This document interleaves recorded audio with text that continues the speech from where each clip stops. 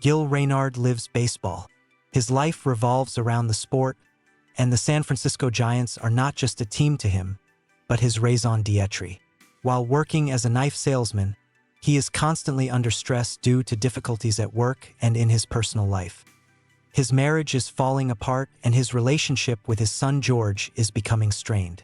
However, Gil is convinced that baseball is the only thing that brings him joy. When the team signs a new player, Bobby Rayburn, Gil can't contain his excitement. Bobby seems like the perfect athlete, a hero who can lead the Giants to victory. Meanwhile, Bobby moves into a new home and tries to get used to life on the team.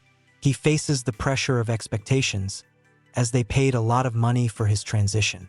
Bobby has his own problems. He worries about competing with Primo, the other star player on the team, who wears number 9. This number is important to Bobby. He considers it lucky and wants it.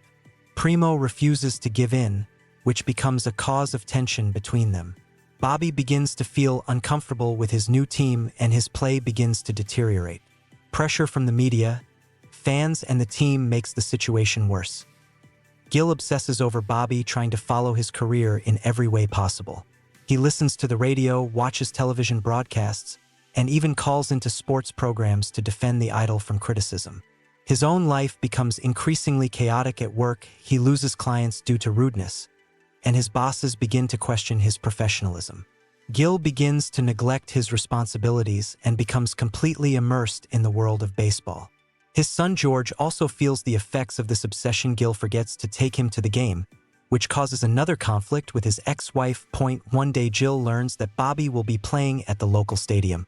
He decides to go to the game to see the idol live.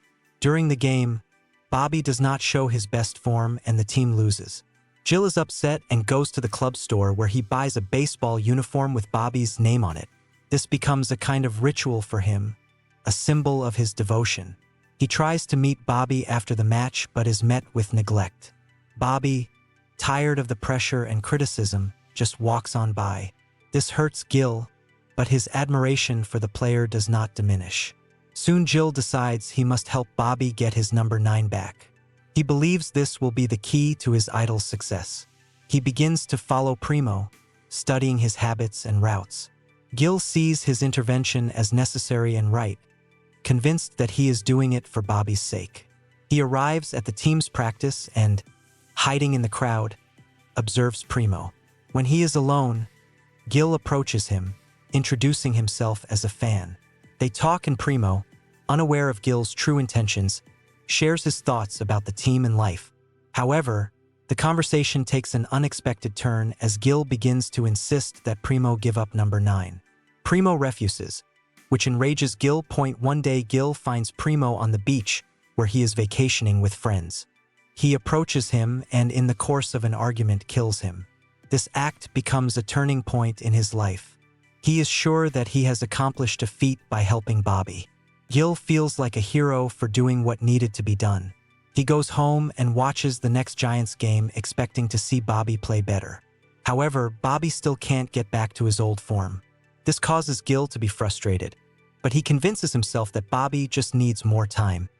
Meanwhile, the investigation into Primo's murder gathers momentum.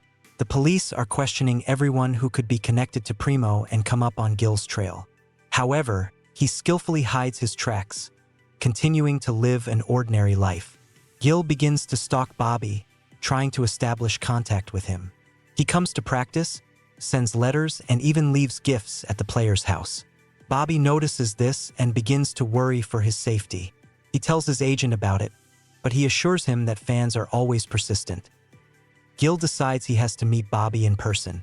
He finds a way to sneak into the team's closed practice and approaches him. Bobby talks to him politely at first, but when Gil starts talking about number 9 and his help, he realizes that he is not just a fan, but a man with an obsession. He tries to leave, but Gil starts yelling, accusing Bobby of being ungrateful. This scene attracts the attention of security, and Gil is kicked out.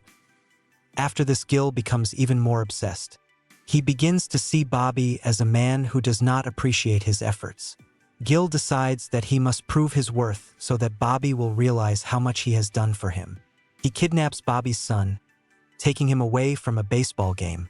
Jill takes the boy to a secluded location and calls Bobby, demanding to meet. Bobby agrees, realizing that the safety of his child is at stake. The meeting, Jill demands that Bobby acknowledge his services and thanks him for his help. He tries to explain how much baseball means to him and why he did what he did. Bobby, realizing the danger of the situation, agrees with him, trying to calm Gil down and get his son back. However, Gil, sensing that Bobby is just saying what he wants to hear, loses control of himself. A tense scene ensues in which Bobby manages to grab his son and escape. In the finale, Gil is surrounded by police officers. He realizes that his actions have led to his downfall, but to the last he believes that he did everything for Bobby. He is arrested and Bobby finally regains his confidence and continues to play, putting what happened in the past behind him.